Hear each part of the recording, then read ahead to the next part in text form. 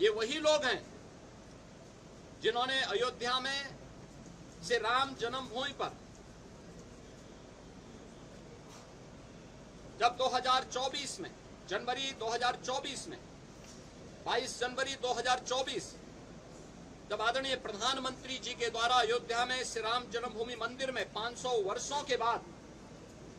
श्री राम जन्मभूमि पर प्रभु श्री राम की रामलला की प्राण प्रतिष्ठा का समारोह हो रहा था, उस कार्यक्रम में आमंत्रण के बावजूद ये लोग नहीं गए। ये लोग उन मुद्दों पर सदैव मौन बने रहे, लेकिन आज ये आस्था की बात करते हैं। जो प्रभु राम और प्रभु कृष्ण को के अस्तित्व पर प्रश्न खड़ा कर चुके हैं, वे आज आस्था की बात करते हैं।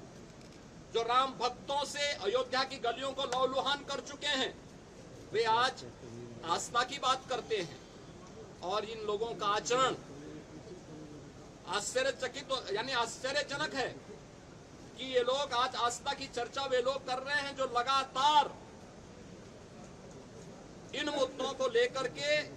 हिंदुओं को और भारत की सनातन परंपरा को कटघरे में खड़ा करते रहे हैं।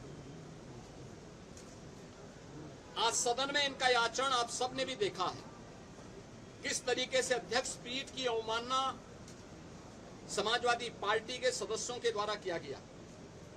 वे चर्चा से भागना चाहते हैं, जनता से जुड़े हुए मुद्दों पर चर्चा नहीं करना चाहते हैं। ऐसे मुद्दे पे उठा करके माहौल खराब करने का प्रयास कर रहे हैं जिन मुद्दों का सदन से लेना देना नहीं था, लेकिन फिर भी दूध का दूध और पानी का पानी हो, इसको लेकर के जब अध्यक्ष पीठ ने अपनी व्यवस्था दी तो उसको मानने को तैयार भी नहीं। वह सदन चर्चा का विषय होता है, एक संवाद होता है, समीक्षा होती है, एक परिणाम पे हम लोग पहुंचते हैं। ये लोग उन मुद्दों पे चर्चा नहीं कराना चाहते हैं, केवल माहौल खराब करके जनहित से जुड़े हुए मुद्दों को डाइल्यूट करना चाहते हैं। और इसीलिए इन्होंने पूरे सदन की कार्रवाई को भी बाधित करने का प्रयास किया, अध्यक्ष पीठ की भी अवमानना करके पूरे माहौल को तनावपूर्ण बनाने का कुत्सित प्रयास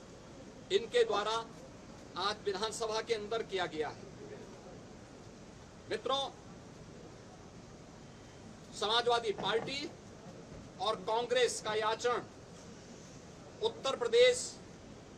के साथ साथ सनातन धर्मावलंबियों का अपमान भी है, 25 करोड़ जनता के हितों पर कुठाराघात भी है। पिछले 9 वर्ष में एनडीए की डबल इंजन सरकार ने उत्तर प्रदेश के जिस परसेप्शन को बदलने में सफलता प्राप्त की है, आज उसका परिणाम है कि उत्तर प्रदेश अब बीमारू राज्य नहीं, उत्तर प्रदेश के नौजवान के सामने पहचान का संकट नहीं, उत्तर प्रदेश का नौजवान अब पलायन नहीं कर रहा है, उत्तर प्रदेश का किसान अब आत्महत्या करने के लिए मजबूर नहीं हो रहा है, उत्तर प्रदेश के गरीबों को शासन की सुविधा का लाभ मिल पा रहा है और उत्तर प्रदेश का परसेप्शन देश के अंदर सबसे तेज गति के साथ आगे बढ़ने वाली और प्रदेश देश की टॉप 3 इकोनॉमी के रूप में उत्तर प्रदेश ने अपने आप को स्थापित किया है। उस उत्तर प्रदेश के परसेप्शन को खराब करने की कुत्सित चेष्टा समाजवादी पार्टी और कांग्रेस के द्वारा मिलकर के किया जा रहा है। ये लोग लगातार जिन्होंने यूपी के नौजवानों के सामने पहचान का संकट खड़ा किया था, जिनकी किसान विरोधी नीतियों के कारण किसान आत्महत्या करने के लिए मजबूर होता था,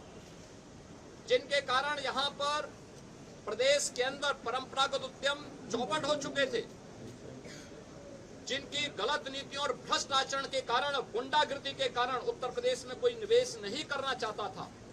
और जिन लोगों ने उत्तर प्रदेश के नौजवानों के हक पर डकैती डाली थी, उत्तर प्रदेश के नौजवानों को उनकी नौकरी से वंचित किया था, वह समाजवादी पार्टी आज प्रदेश के परसेप्शन को एक बार फिर से खराब करने की कुत्सित चेष्टा कर रही है और देश के अंदर उत्तर प्रदेश की छवि को फिर से बदरंग करने का प्रयास कर रही है। हम समाजवादी पार्टी और कांग्रेस के इस आचरण की निंदा करते हैं। अध्यक्ष पीठ की अवमानना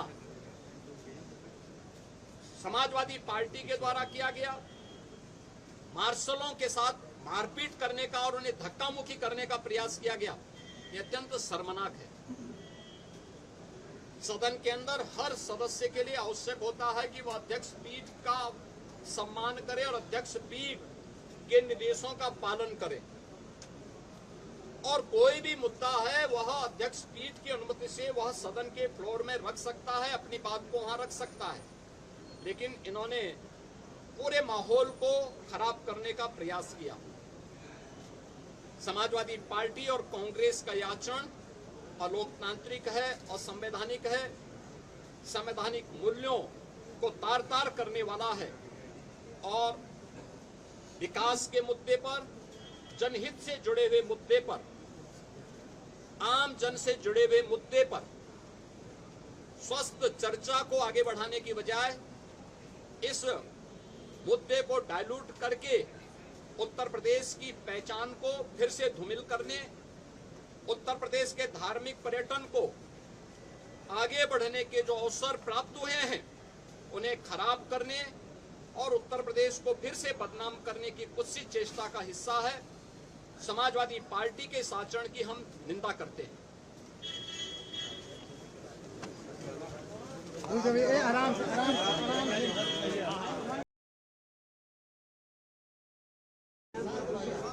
नहीं होगा। समाजवादी पार्टी और विपक्ष का आचरण आज पूरे प्रदेश ने उत्तर प्रदेश विधानसभा में देखा है। यह आचरण न केवल सदन की अवमानना है बल्कि अलोकतांत्रिक और शर्मनाक भी। सदन नियमों, परिनियमों और परंपराओं से चलता है। उत्तर प्रदेश विधानसभा की प्रक्रिया और संचालन के नियम 59 के तहत ये पहले से ही तय है कि जो मुद्दा किसी न्यायाधिकरण या आयोग के पास लंबित हो, यानी सब जुडिस हो, उस मुद्दे पर सदन में चर्चा नहीं हो सकती। लेकिन विशेष परिस्थितियों में अगर अध्यक्ष विधानसभा ये समझते हैं कि इस चर्चा के कारण संबंधित जांच की प्रक्रिया में किसी प्रकार का व्यवधान नहीं आता है, तो वे इस चर्चा को परमिशन दे सकते हैं। समाजवादी पार्टी ने कार्य मंत्रणा समिति की बैठक में भी और दलीय नेताओं की बैठक में भी इस बात के लिए आश्वस्त किया था कि वे जिन मुद्दों पे चर्चा करना चाहते हैं वे नियम के अंतर्गत अपनी नोटिस देंगे और संसदीय कार्य मंत्री ने कार्य मंत्रणा में और दलीय नेताओं की बैठक में मैंने स्वयं भी इस बात के लिए कहा था कि जो भी विषय अध्यक्ष पीठ के द्वारा स्वीकृत होंगे और चर्चा के लिए स्वीकार किए जाएंगे, उन पर सत्ता पक्ष की ओर से तर्कपूर्ण तरीके से उसका जवाब भी दिया जाएगा।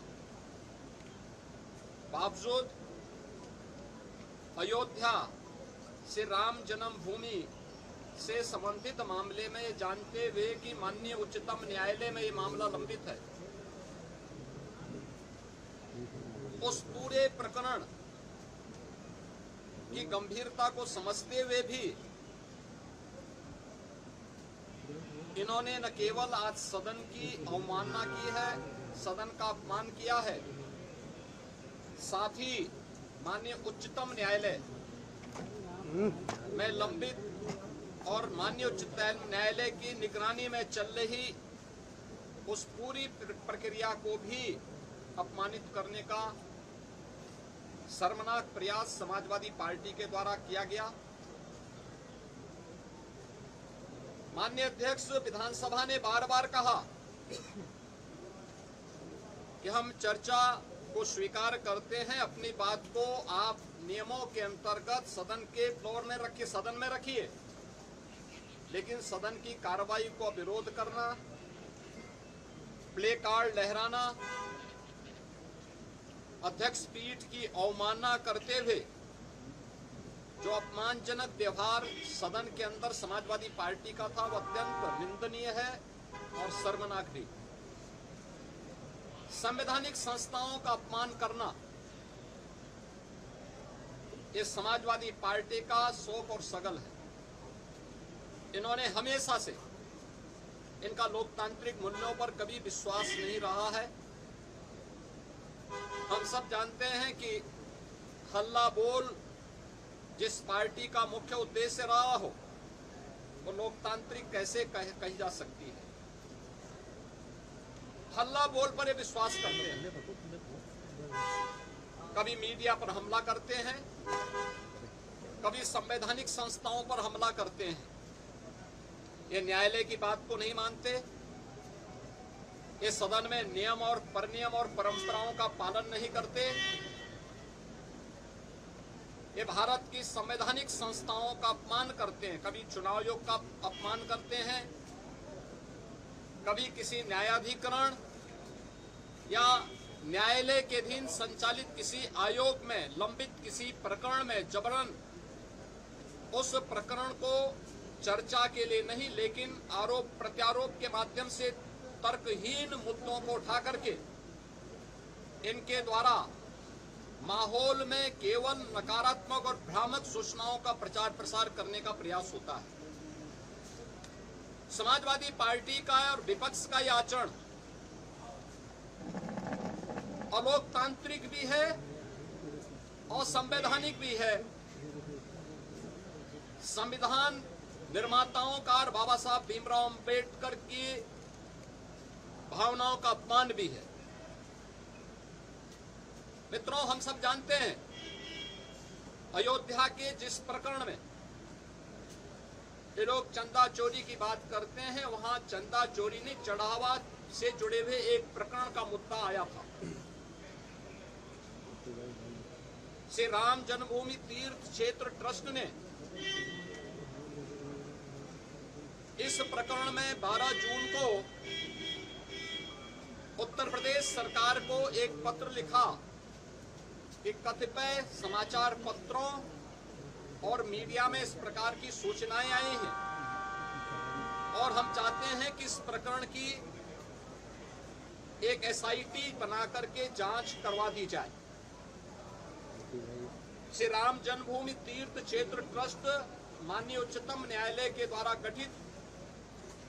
एक धर्मार्थ ट्रस्ट है। राज्य सरकार इस मामले में कोई हस्तक्षेप बिना ट्रस्ट के आग्रह पर या माननीय न्यायालय के आदेश के बगैर कोई भी निर्णय नहीं ले सकती थी। ट्रस्ट ने अपील की, अनुरोध किया, राज्य सरकार ने 13 जून को स्वयं उनके अनुरोध के क्रम में एक एसआईटी गठित कर दी, जिसमें सचिव स्तर के एक सीनियर अधिकारी को एसआईटी का अध्यक्ष, आईजी रैंक के एक अधिकारी को उसका सदस्य और वित्तीय मामलों के विशेषज्ञ एक स्पेशल सेक्रेटरी रैंक के अधिकारी को उसका सदस्य बना करके इस एसआईटी को काम दिया गया कि वह अपनी रिपोर्ट उपलब्ध करवाएं जिससे हम ट्रस्ट को इसके लिए आगे की कार्रवाई के लिए कह सकें। 15 जून से कार्य प्रारंभ किया। इस पूरे प्रकरण में एसआईटी ने अपनी कार्रवाई प्रारंभ की और 23 जून को उन्होंने अपनी पहली अंतरिम रिपोर्ट प्रस्तुत की। 23 जून की अपनी रिपोर्ट के बाद जो रिपोर्ट एसआईटी ने उपलब्ध करवाई, उस रिपोर्ट के क्रम में उत्तर प्रदेश सरकार ने ट्रस्ट को उसकी सिफारिशों को उपलब्ध करवाया और ट्रस्ट ने 25 जून को इस पर एफआईआर लॉन्च करवाया। अयोध्या में एफआईआर लॉन्च हुई। एफआईआर लॉन्च होने के बाद उपलब्ध साक्ष्य और प्रमाण के आधार पर कुल 8 लोग पकड़े गए, जिनमें 6 लोग चढ़ावे से जुड़ी हुई धनराशि में चोरी करते हुए या धनराशि को इधर उधर करते हुए देखे गए। उस आधार पर कार्रवाई हुई। 2 लोग इस पूरे प्रकरण में जिनकी जिम्मेदारी थी, उन लोगों को और उसके साथ जोड़ करके यह 8 लोगों की गिरफ्तारी हुई। अभी एसआईटी की जांच चल ही रही थी कि माननीय उच्चतम न्यायालय में जो योजित एक पीआईएल थी, उसके तहत उच्चतम न्यायालय ने आगे की कार्रवाई के लिए एसआईटी के पुनर्गठन के साथ ही इस पूरे प्रकरण को अपने देखरेख में आगे बढ़ाया। इस मामले में किसी भी साधु संत का कोई संलिप्तता प्रारंभिक जांच में एसआईटी की प्रारंभिक रिपोर्ट में कहीं भी नहीं पाया गया। 1100 से अधिक कर्मचारी श्री राम जन्मभूमि मंदिर के उस पूरे प्रांगण में इतने कार्मिक कार्य करते हैं और 1100 से अधिक लोगों के बीच में कुल 8 लोग इस मामले में प्रत्यक्ष और अप्रत्यक्ष रूप से जिनकी भूमिका उस मामले में उपलब्ध साक्ष्य और प्रमाण थे, उस आधार पर पाई गई। इसके लिए साधु संतों पर आक्षेप करना, इसके लिए अयोध्या धाम को अपमानित करना, बदनाम करना, श्री राम जन्मभूमि मंदिर को बदनाम करना, उन 1100 कर्मचारियों को जो राम जन्मभूमि मंदिर की व्यवस्था में लाखों श्रद्धालुओं को सुविधाजनक तरीके से दर्शन कराने में अपना योगदान दे रहे हैं, दिन रात सर्दी गर्मी बरसात किसी भी स्थिति में दर्शन कराने में अपना योगदान दे करके उत्तर प्रदेश के परसेप्शन को अच्छा बनाने में योगदान दे रहे हैं और उत्तर प्रदेश में धार्मिक पर्यटन को प्रोत्साहित करने में अपना योगदान दे रहे हैं। उन लोगों को कटघरे में खड़ा करना, ये बड़ी आश्चर्यजनक स्थिति है। और ये आक्षेप कौन लगा रहा है? ये आक्षेप वह समाजवादी पार्टी और वह कांग्रेस लगा रही है, जिन्होंने सदैव राम जन्मभूमि और भगवान श्री राम का अपमान किया है। क्या ये सच नहीं कि 1990 में अयोध्या की गलियों को और सरयू की पावन धारा को रक्त रंजित करने का पाप समाजवादी पार्टी की सरकार ने किया था? क्या पूरा देश और पूरी दुनिया और सभी राम भक्त ये नहीं जानते कि इनका ये अक्षम्य पाप जिन्होंने राम भक्तों पर गोलियां चला करके किया था, कैसे उसको कोई विस्मृत कर सकता है? कांग्रेस जिसने 2005-6 में राम सेतु प्रकरण के मुद्दे पर माननीय उच्चतम न्यायालय में अपना एफिडेविट दाखिल किया था और प्रभु श्री राम और प्रभु श्री कृष्ण के अस्तित्व पर ही प्रश्न खड़ा करके उन्हें मिथक घोषित किया था, वह कांग्रेस और यूपीए से जुड़े हुए दल किस मुंह से अयोध्या में आस्था की आज चर्चा करते हैं? अयोध्या के जिस चढ़ावा चोरी से जुड़े हुए प्रकरण की बात आई थी, सरकार ने गंभीरता से लिया था, क्योंकि आस्था का विषय अयोध्या है। कोटि कोटि सनातनियों की आस्था का मुद्दा था और सरकार ने उस समय भी स्पष्ट कर दिया था कि यद्यपि सरकार सीधे किसी ट्रस्ट में हाथ नहीं डालती, क्योंकि वह ट्रस्ट उत्तर प्रदेश सरकार ने गठित नहीं किया, माननीय उच्चतम न्यायालय के आदेश से वो ट्रस्ट गठित है। इसलिए इस मामले में या तो ट्रस्ट अपील करेगा या फिर माननीय उच्चतम न्यायालय कोई निर्देश देगा तो हम उस कार्रवाई को आगे बढ़ा पाएंगे। लेकिन उस सब के बावजूद इनके द्वारा राम भक्तों को अपमानित करना, भारत की सनातन आस्था पर प्रहार करना, संसद के अंदर समाजवादी पार्टी और कांग्रेस के सांसदों और नेताओं का जो आचरण रहा है, संतों के प्रति जिस प्रकार के आक्षेप वहां किए गए, ये सीधे सीधे सनातन धर्म का अपमान है। भारत के सनातन मूल्यों, आदर्शों और दुनिया के अंदर जो उसके प्रति एक अच्छी भावना बनी थी, उस भावना पर एक प्रकार का प्रहार इन दोनों के द्वारा किया जा रहा है, जिनका आचरण सदैव से सनातन विरोधी रहा है। और मुझे आश्चर्य होता है कि इन दलों के द्वारा जब भाजपा से लड़ने में विफल हैं, मैंने पहले भी कहा, इस पूरे प्रकरण में जो लोग पकड़े गए हैं, इनका भारतीय जनता पार्टी या साधु संतों से कोई लेना देना नहीं। उस सबके बावजूद पूज्य संतों पर, उस सबके बावजूद सनातन धर्म पर, भारतीय जनता पार्टी पर या किसी अन्य ऐसे सांस्कृतिक और सामाजिक संगठन पर अनावश्यक कटघरे में खड़ा करके लांछन लगाना, ये पूरे सनातन के साथ साथ सत्य को दबाने, सत्य को झुठलाने का एक कुत्सित प्रयास इनके द्वारा किया जा रहा है। और इसीलिए ये लोग बहस से भागना चाहते हैं, चर्चा से भागना चाहते हैं। ये वही लोग हैं जिन लोगों ने राम जन्मभूमि मंदिर का सदैव विरोध किया। ये वही लोग हैं